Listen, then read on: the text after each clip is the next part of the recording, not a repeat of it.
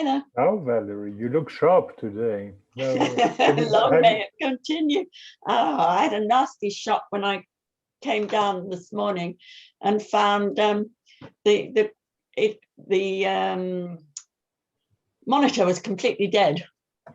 So, oh God, But fortunately, I've changed the fuse and now it's working. So, but you have local fuses in your in the sockets. In the plug. Yeah, in the plug, so it can just blow one thing and not the other. Yes, yeah. But I had visions of having to frantically get a new monitor. But much easier just to change the fuse. So. No, in Italy the fuses are more centralized. You usually have them for the whole kitchen or the whole room or the whole apartment. We have that too. Mm-hmm. So yeah, I've got fuses for different circuits and different bits of the house, and power and lighting and so on separately and so on. And those can go and take out everything. But each individual socket, yes, can blow something. Can plug. Yeah, and each whatever it is item has its own little fuse in the plug. So anyway, well, so that was a relief. Yes, I'm glad. I mean, I'm glad too, because immediately these things happen and you sort of think of all the things you can't do until you've orchestrated solving it. So. No, up to a certain point, I guess that we are safeguarded, because you also have a portable one, a small one, I guess. Exactly, so and I would have just most of us have two things by now, or a tablet or whatever. Yeah, no, I've got a small one which I would have used, but it's much harder when we have meetings where we're trying to look at, several documents at once. Oh yes. As well as the people. It's much better on a decent sized screen. So. Yes. Ciao, Francesca. Hi. Hello, good morning. How is life over there? Good. A bit busy, but I've taken a couple of days off at the seaside, so I'm very happy. Oh, lucky you. Yes, that was a success. Yeah, the idea is coming up in Italy as well, because these last days we have 30 degrees more or less. So suddenly summer has struck. Yeah, finally. But at the same time, we have kind of tropical rains in Rome now and then, 15 minutes of enormous downpour, and then it goes away. So it's kind of strange right now. Yeah. But most people want to go to the sea anyway. It's been very hot here. Well, relatively very hot here too, sort of mid-20s here. So. Yeah, which is kind of warm for. Yeah. And humid, which makes it slightly unpleasant. Well, I guess the roses are happy, right? Yeah, because we had so much rain during May. Mm-hmm. It just rained every day during May. So everything is incredibly lush and green and growing very, very fast everywhere. Yes, so the roses are good. Yes. Yeah. For some reason, COVID does not seem to bother nature too much. It's interesting. So let's, the three of us who are kind of decisive persons, discuss how do we get this paper going? Because I have the feeling I haven't done much this week because I've been doing other things. Once the first version was ready, I have the feeling we all relaxed a little bit.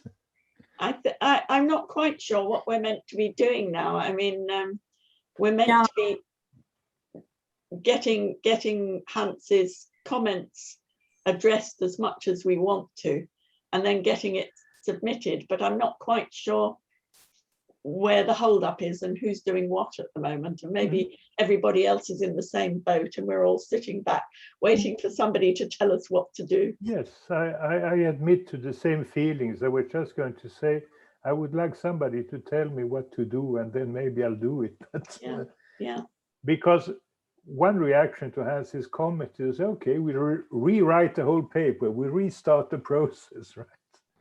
But we don't really feel like that, most of us. I don't think that's necessary. I think we can address. You don't think that the comments were radical in the sense that we didn't touch upon the right things?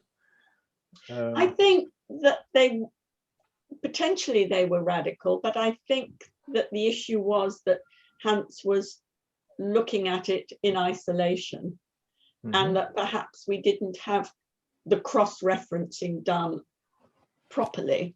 You know, with the other papers in the with issue. the other papers. So we put in lots of things with which gave a cross-reference, and without really saying why we were referencing it, and giving him the impression that there was I think that there was a lot of duplication between the papers, which I don't think is the case. I think we've worked pretty hard to avoid that by and large. But so I think we just needed to clarify what was where and why we were referencing things a bit better.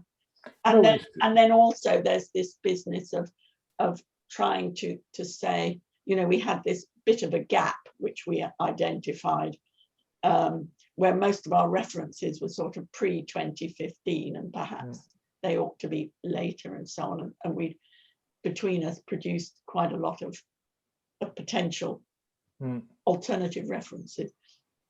And I don't think it would be too hard to put those things right without, you know, completely tossing up all the words in the air and putting them into a different order.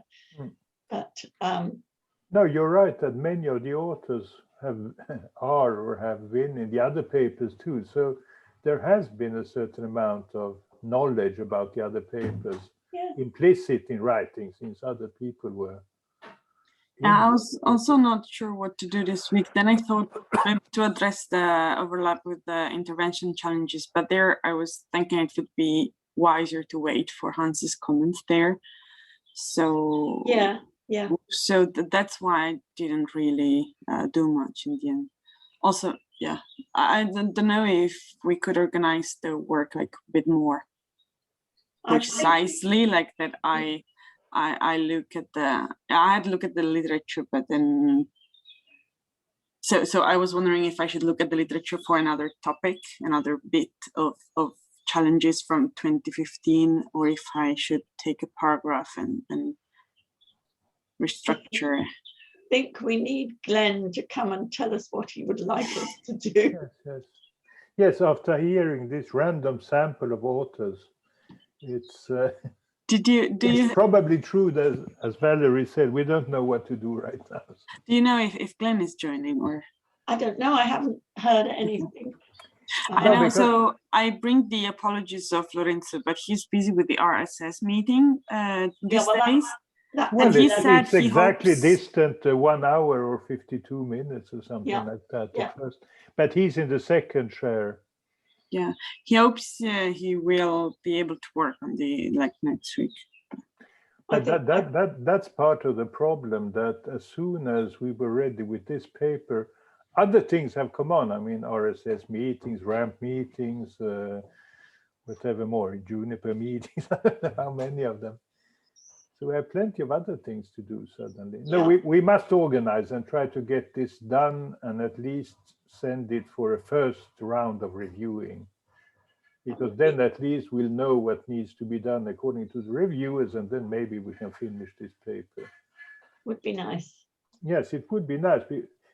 You know, probably, how is the progress of everything else in the issue? I think we've got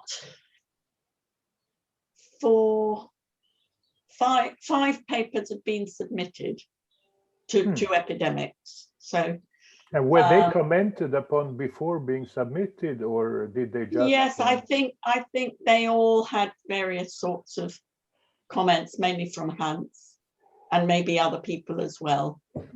It varied, but I think they were all seen by Hans. And the journal has been quite slow at getting, when things are submitted, they come to us as guest editors, but they don't come to us till they've gone through the main editors of the journal, and things seem to have been held up. So I mean, we've had to chase all of them because we knew they'd been submitted, but we haven't seen them, and we can't allocate any reviewers until they get into us. Yes. So nothing's moving very fast. Hopefully now we realize this is happening. We can chase them a bit quicker if we know when things are submitted. But here's Glenn. So this is we need our leader to tell us what to do, Glenn. Hi, sorry hello. everyone. I was just caught in a meeting about these with the Scottish Government. And you now have 10 minutes before you have to engage in the Royal Statistical Society meeting about our values, I guess, and listening to that. That's today at 11 o'clock. Okay, well, we'll try and finish for that. I'm sure we can. Well, if there are only the four of us, it'll be it's easy to be decisive when there aren't too many people. True. Okay, Glenn, what should we do to get the paper out of our hands? Well, from my point of view, I need to spend some time on it. I put a new version in today. All I managed to do this week was really have another go at the introduction. So if someone wants to have a look at that, that would be great. And I mean, I haven't changed it radically, but I have cut it down a little bit, and I've tried to put some context about the other papers in there. What I haven't done, and I'm slightly struggling to, is, or I think it's more effort, is to look at the 2015 papers and sort of relate it back to that. It seems non-trivial to say in the introduction how what we're doing here relates to the 2015 paper. So I've sort of opted to leave that for later in the text, but that kind of means I haven't really done it yet. Is it possible? Why is that in a way? Is it because you feel that not much progress has been done since the 2015 paper, or because that could be a reason why it's difficult in a way to write this paper 2021 if there's not much to say in reality? Yeah, I mean, in some ways, I don't think things have changed that much, but also I think if nothing had changed, then we could just say, well, nothing's changed since 2015. But then I suppose that would beg the question why we're writing this paper. Well, it took a lot of research and work to see that nothing had changed. But anyway, yes.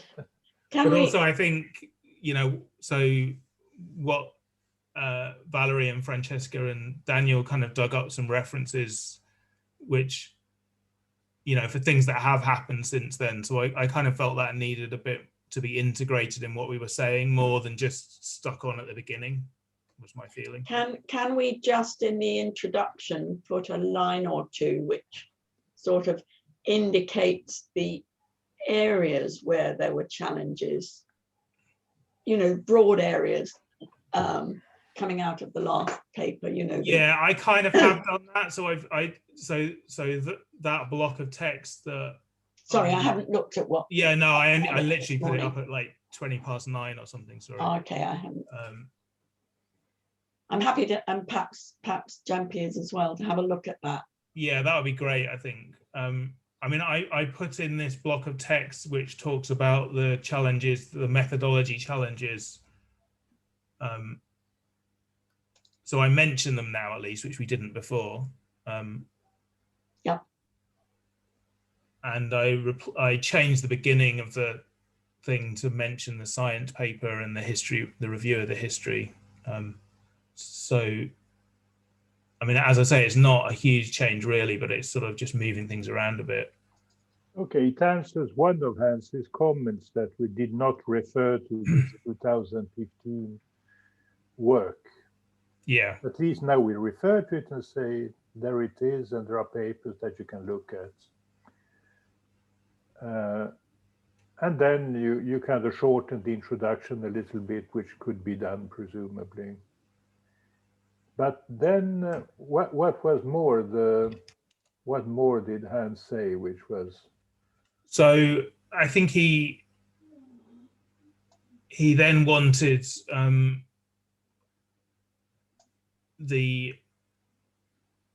for example, the household model section. I think he wanted to see more evidence of what had been done since 2015, because it's fair to comment that most of the references actually predate even the 2015 papers. So I kind of thought that section needs updating just to make it. I mean, it could well be that everything that we've said in there is still a challenge, but it's sort of based on the references looks like we didn't worry about anything. You know, we jumped from something like 2014 to 2021, I think, in the references, or 2020. So in this latest version, sorry, all the new stuff, the blue, which is you, that's all new. Is it that it's got Hans's comments and then your suggested changes? Yeah, I guess, yeah, showing up. Yeah, blue for me. Yeah. But you were, sorry, I'm just trying to catch up. You were starting from a sort of a clean copy, as it were, weren't you? Is that right? So we've dealt with all the previous changes, and this is, what am I trying to say? I took the latest version that we had in the Dropbox. I mean, there might be some other things that people have added in that I need to reconcile at some point, to be honest. Okay. But I think they're relatively small things. I mean, essentially, this is the version that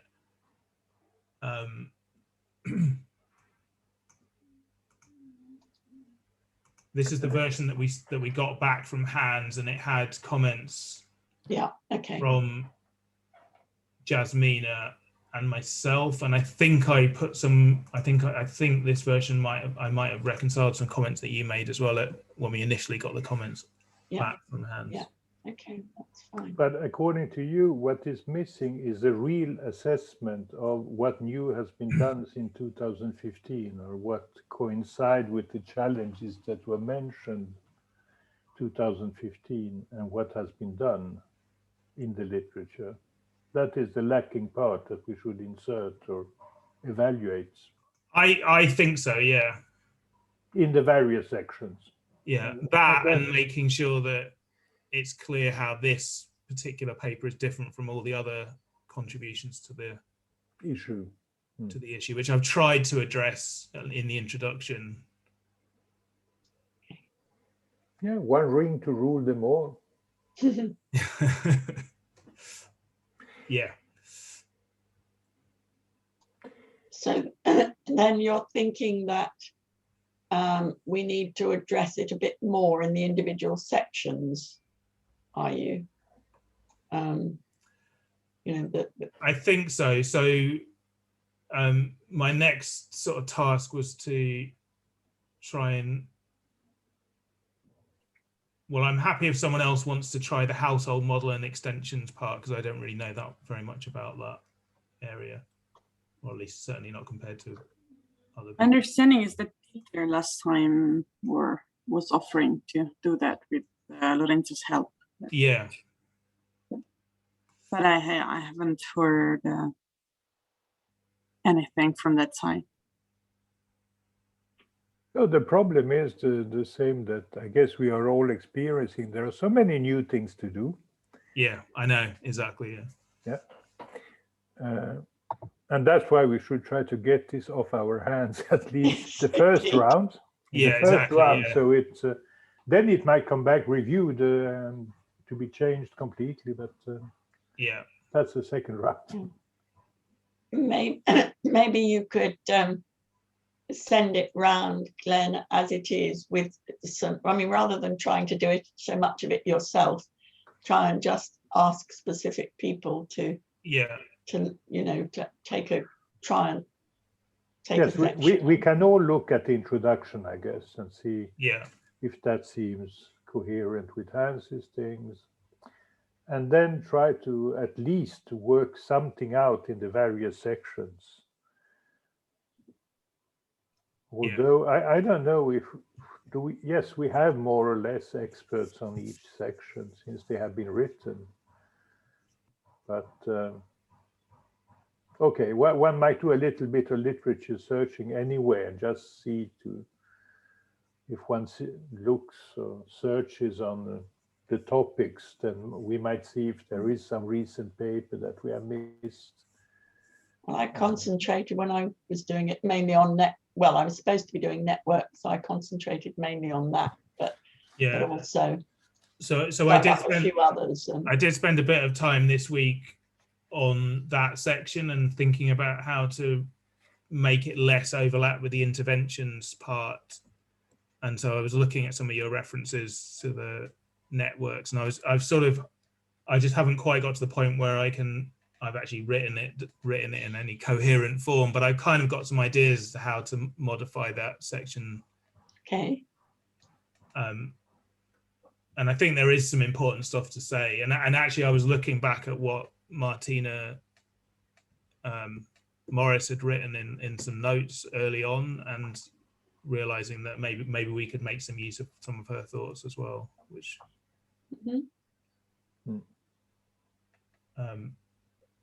so I'm yeah.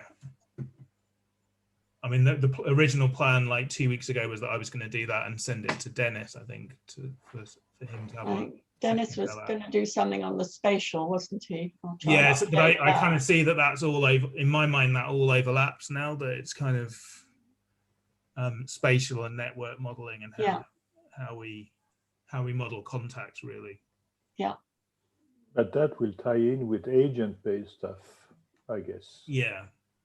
Because they should be the masters of having modeled spatial and network things, although they don't understand what they have done. But so it must be discussed together in some sense. Yeah, exactly. Yeah. And I think the challenge, even though I don't know how to do it, is how to sort of do more analytical work that's relevant to that type of modeling, that it seems unsatisfactory that there's this enormous gulf between what the analysis is and what these agent-based models are doing, and you know. No, we have little idea of what useful summaries of agent-based models are. Yeah. That's the problem in a way. But that is already something that we probably say 2015, that we need to understand analytically or theoretically how these agent-based models behave, and especially why, after having put in thousands of parameters, they kind of give the same kind of curve that the SIR does, although a little bit flatter. The question is, why is it flatter or something like that? But that must have been said already 2015, somewhere in the various papers. Understanding these more complex models that are being used more and more, I guess. I've seen more and more references in this COVID time to, we have constructed an agent-based model for this and that.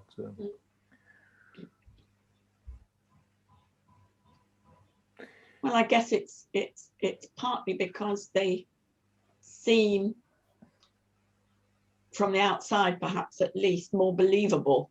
You know, the simple models ignore lots of complex, sort of real world complexities. These appear to put them in, therefore they must be better. Yeah, and at some point in this text, we do say that, we do make that point that that's a bit of a fallacy. But I still remember working on a committee on, after the Foot and Mouth Royal Society sort of thing on foot and mouth after the, whenever it was, early 2000s thing. And there were vets on the committee, and basically they didn't believe models unless you could actually sort of track the movement of farmers between farms. And if you hadn't got that mechanism explicitly in the model, then it clearly was no good. And I think there are a lot of people who need to feel that all that complexity is in there. We have kind of failed to communicate the central limit theorem to people. We failed to communicate a lot. Yeah. We don't have a specific section on agent-based models right now, right? No, it's kind of covered in the, it's sort of, well, the idea at least is that it was covered in this sort of section on behavior. Yeah. I was wondering if it would be worth to, or if you, maybe you have already done it, but if it would be worth to expand a bit on this relationship between agent-based model and or limitation and advantages in the introductionals. I mean, this seems to me an aspect that is transversal to all modeling issues or modeling approaches, that you can go for agent-based, or you can go trying to build some deterministic equations. Maybe this is transversal to all what we are saying. It's implicit in the simple sentences, are simple models better than complicated ones? Yeah. The problem is that we don't have a metric in which to assess these things. I mean, we have not really decided, how do you decide that the model is good? And then we suddenly start a debate about what do we mean by good, for what purpose? Does it look backwards or forwards in time, or is it easy to estimate the parameters or not, or whatever? Because we lack in a way to judge models and say this one is more useful than this one. And we usually try to hide behind things that different models are useful for different purposes. But that is not validated either in many ways. I've been trying to figure out if any of the models that we usually proposed has ever been put to the test in a more detailed way, thinking as a physicist, which I'm not. Does it really predict what it should predict with a good precision and things? Because we all think that qualitatively our models seem to agree. But what do we know about their capacity of really working? I mean, I think in COVID, I've seen several, or not many, but some papers that tried to validate the, looking backward, the yes, if you performance of the model, right? There are plenty of things which are kind of statistical, people fitting different levels of modeling and saying the Akaike criterion was better with this one and that one. But that's about fitting some model to data. And of course, our models can fit data because there are many parameters and we have few. No, but I think now there are some studies about model performance in short term. I mean, there was quite a lot done for foot and mouth, wasn't there? Sort of retrospective analysis about how models performed. Yeah. Yes, but do we have such things for human things? Because I've mostly seen that people use modeling to kind of say we should vaccinate at these and those ages. Then they do one thing and it works. But was it really because the prediction was good, or because the end conclusion was kind of good reasoning anyway that could have been done without a model almost? I'm not so sure that we have much validation. I mean, we do. I think we sort of. I mean, we do try and cover that question in the introduction, because we talk about the idea that, you know, models are really tools for thinking about complex. You know, in this context, they're tools for thinking about very complicated system or a complex system, and you know, they don't provide definitive answers because there's so many possible, you know, alternative futures and alternative mechanisms, but they do provide a framework to think through these things, and that's better than nothing, I suppose, is the no and that's presumably true. I mean, by simplifying a reality that seems complex, we are more able to think about the problem. Yeah, that's I guess more or less accepted philosophy. But then we suddenly try to use them quantitatively to say, should we then close the restaurants? What will happen then? And there I don't know if we really predict correctly. I mean, because once again, what has been seen, at least in Italy, my experience, that closing everything works, but that did not need a model in a way.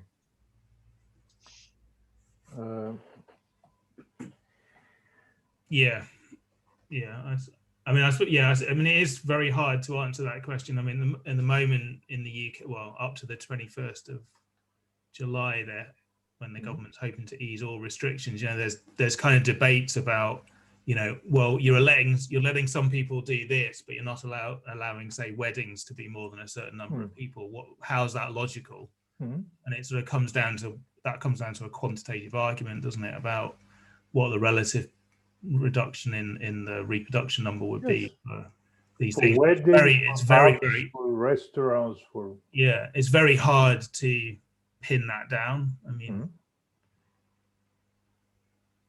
but does that mean the models are failing? I suppose in some sense they are, but it's also that we don't have the information to sort of parameterize them as well.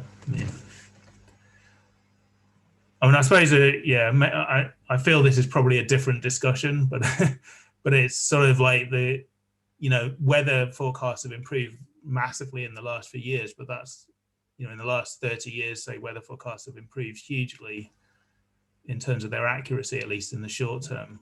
But that's largely because, well, it's a link between model improvement, but a lot of it's to do with the fact that the models are fed a lot more accurate data now. Yes. Than they were. And that's possibly what you could imagine with, forecasting epidemics, that if we had an awful lot better data, you could run the numbers and you could get, near-term forecasts that were much more accurate. But even those are sort of, it's more difficult than weather because people are involved and they do the darndest things, don't they? So, we do. But you're sorry, that the models are at a whole different sort of they're physical models, which makes life a lot easier, really, exactly, in most ways. And although you've got all the extra complexity in these agent-based models and so on, I'm still not convinced they allow properly for the sort of dependencies that actually take place. No, I don't. That sort of structure.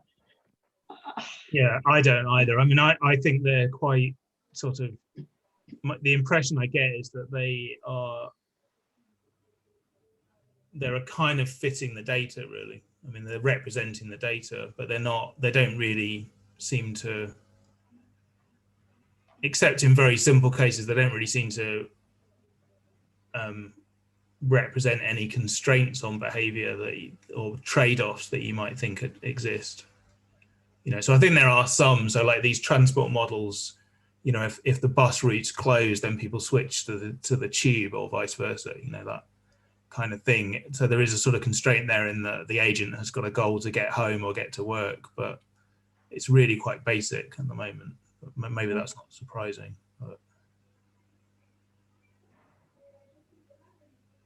No, but okay, I think that these things are expressed in the paper. Once again, there are some doubts about complexity, simplicity, understanding versus doing, in a way. So that has been expressed, and we can go on researching on that for a while.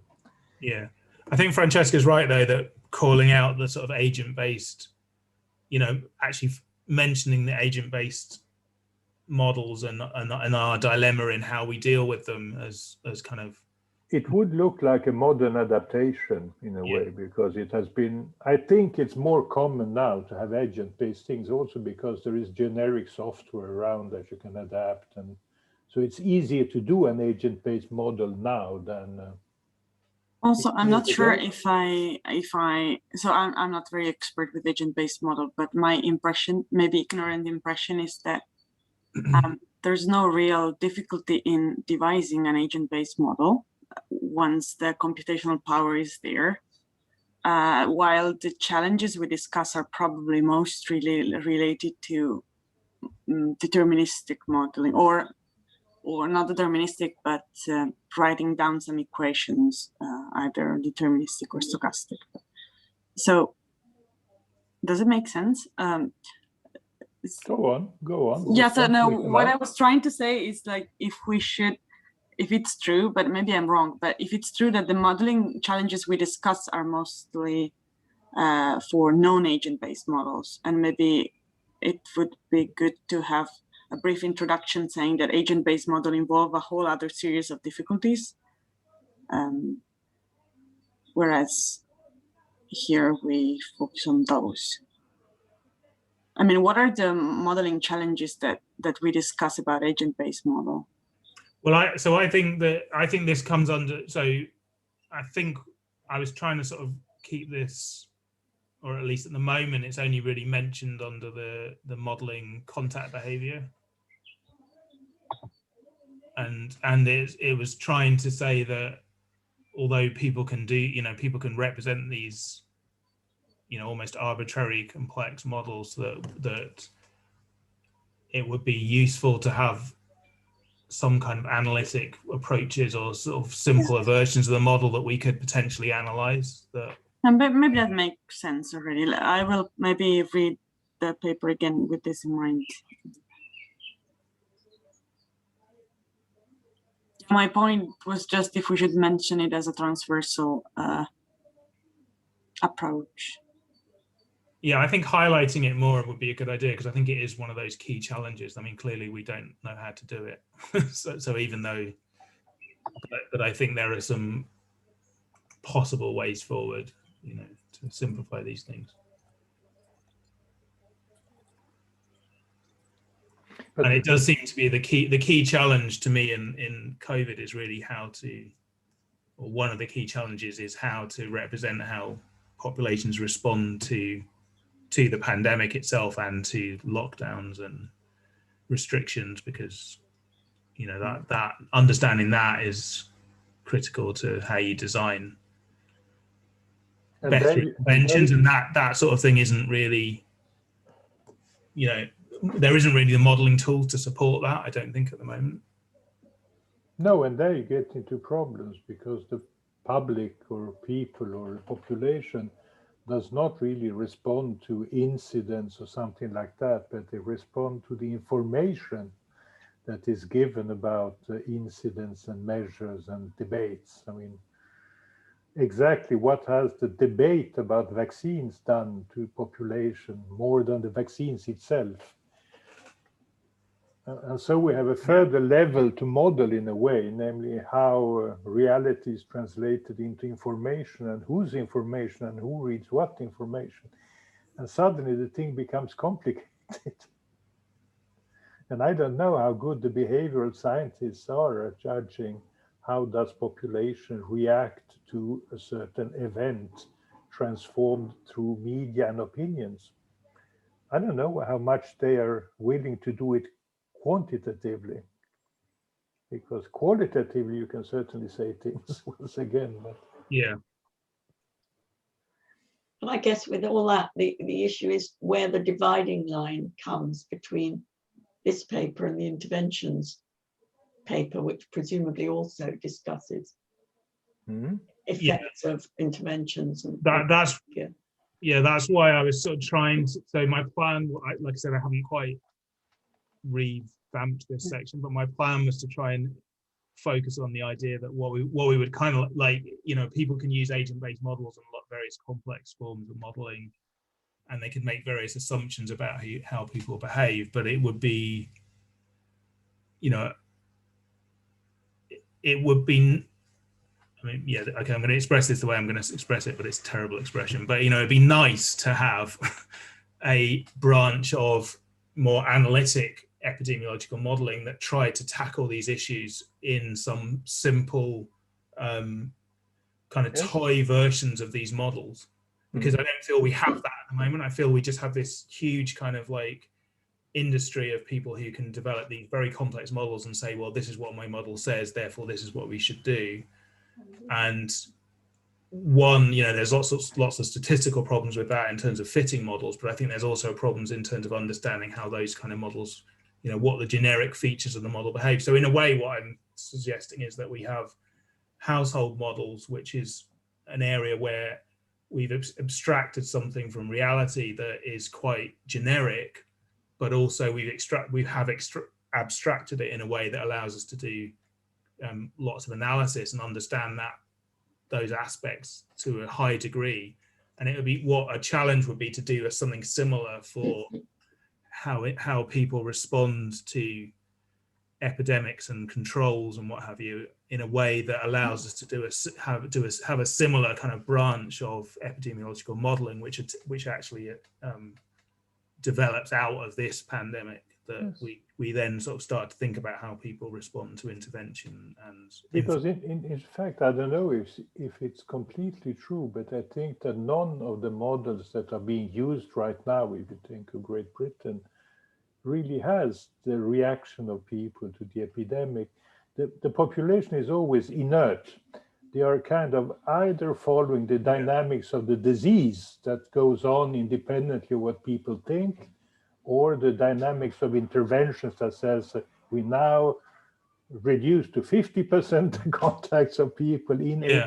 Yeah, it's quite naive. And that's it. The population has no say in this. Yeah. Because maybe population would have done the same thing spontaneously without interventions because they saw the danger. Yeah. And we have not hypothesized that, or the other way. They don't do like that because they don't like the intervention of the minister who pronounced them. We don't know very much about that, right? But I guess also we've seen, like, a social kind of heterogeneity in the response as well, because, some people like us, are quite easily can work at home. It's not really a major restriction in terms of our income or what we do, whereas other people, they couldn't, right, just simply can't do that. And so there and it seems to me that there are some ways you could try and understand that in relatively simple modeling terms that would allow you to capture that in some way. And authorities try to reach those saying that, okay, you can go on delivering pizzas to homes, but you have to wear a mask when you and hoping that would be enough, right? But for instance, in Italy, where you had this kind of massive lockdown in the beginning, already in March 2020, I have never seen numbers on how many were not locked down, because you still could go to shops and get food, and you could get things delivered by Amazon. And I still don't know, and factories produce things that were then sold or whatever. And I still don't know how much people was involved in this process that we needed, that sat in front of our computers. Yeah. I don't know how big the population was, for instance. I don't know that for the Great Britain either, how many were forced effectively to work to keep society running. I mean, I guess there is information on, public transport and road use and so on. But... And did most of the infected come from that population? Is an interesting political question. Yeah.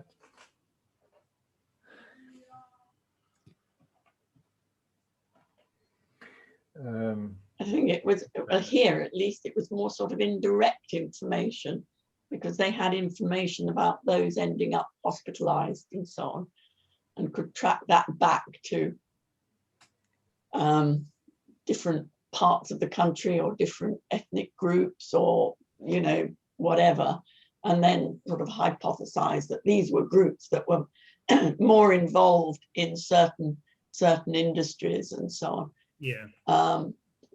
But I think it was sort of slightly, circular or circuitous anyway, in the way that they did that to get at the information. Anyway, how does that get our paper out? So, shall we then do this? We can read the modifications to the introduction, and then we try to update the various sections for changes between 2015 2020. We can at least start by looking at our favorite sections, and then we see which sections have not been looked at. I mean, we are just 4 or something like that. And then we can think about this, if one should have some kind of special little chapter, section, a paragraph about the agent-based things, the development of agent-based models. Because certainly there has been development in the use of agent-based models. And maybe in the data sources. I don't know how many agent-based things are now fueled by Google mobility data and stuff like that, which is kind of new maybe from a point of view of data sources and availability. But I'm not an expert in these things. That's the problem. I don't know very much about what really is happening about agent-based things. Yeah, I mean, I kind of did a very quick sort of kind of literature search from people that I knew from the, you know, working COVID in the last 12 months, and it's kind of, there isn't actually that much published at the moment in terms of what people have done, as far as I can tell, in terms of agent-based models. But that could be that I've just missed it. But no, in our group, it's what, Jasmina, who is the most agent-based person. But she will have full up with other things to do, if I understand correctly. No, I guess that we should try to get this paper out of our hands one way or another. So shall we try for one more week to do it? Maybe Glenn can send out his version. It's so that everybody feels a little bit forced to take action by receiving an email. Is that, can you hear that noise? Or? No, I hear no noise. Ah, okay. It's stopped again now. I don't know whether it's at my end or your. Maybe it's this monitor going again. Yes, it could be something very electrical or something like that. No noise. Okay, so if Glenn sends out the paper to all of us, then maybe we feel forced to do something. And then maybe just writing down these few ideas, all of us read the introduction and see if we think it conforms to Hans's comment about the introduction. And then we try to work on the section of our preference, and then we see what has been worked on in a week. I would be happy if I have a specific task. So if you want to give me any task, then please. So what section would you prefer to work on? To try to update it from 2015 to today and say, has there been any change from the 2015 paper about the same things, more or less? I mean, well, there is always the issue. Like, I have done some literature search for the households, but I'm not expert enough to understand what is new. Well, I will have a look at the paper and then maybe reach out. Okay. I mean, would it be possible, Francesca, to sort of update the household section? Okay, maybe I can try to update from a fresh perspective, like and fresh. I mean ignorant, and then reach out to Peter and Lorenzo. Maybe they are busier, busier than me. If you say something that they really disagree with, that might. Okay. Yeah, that's a good idea. I can do that. I can try to draft that and propose to them. That would be perfect. Or to you all. Yeah. Okay. And maybe so another thing. I don't think I will have all this time, but if I have more time, I could try to have a look at another paper from the 2015 challenges that hasn't been covered yet, and see if I can have a literature search for that. I think we have something about networks already and endemicity already, right? Someone did the job. Yes. Okay. That'd be great, thanks. But I think the more, I mean, I just sort of follow up what Francesca is saying, the more you can allocate very sort of specific tasks to people to look at. I think people find it easier when they know it, they fit in, when they know exactly what they've got to do. When it's sort of reading and commenting in a slightly vague way, it's always something that gets put off. But if you know you've got to, you know, especially when the time is limited, reading everything feels overwhelming. It's like, oh, I don't know where to start from. Yeah, exactly so. Yeah, I'm probably bad at thinking it's always my job as well. Yeah, well, I think you need to delegate a bit. So I do have. So there is one area that's a specific area that I could try and, well, we could discuss who might do this. But so I think in terms of Hans's comments, we're kind of largely trying to cover them. So one of them is this issue about what's happened since 2015. That's the biggest one, I think. The other one is the overlap with other sections, which again, in a way, is a bit of a whole paper thing. So I think probably I have to deal with that. But there is one comment on, so I'm just trying to find it. You were saying you needed, just going back, you needed to do that, the overlap issue. But I think if people could look at where there are cross references and make them specific rather, you know, and that could be done section by section. Yeah. So that people are really thinking what the cross reference is, what the purpose is, and why they're making that, what the point is that's covered elsewhere. Yeah. And I think individual sections could do that as well as perhaps having an overview of the whole thing. So I think you could hand over a bit of that. Yeah. Okay. Yeah. Another aspect I was mentioning at the beginning is that I wanted to check again the intervention paper, but we haven't heard back from Hans, and it may be that he has many comments on that too. So I was wondering if it would be better to leave that specific overlap for later.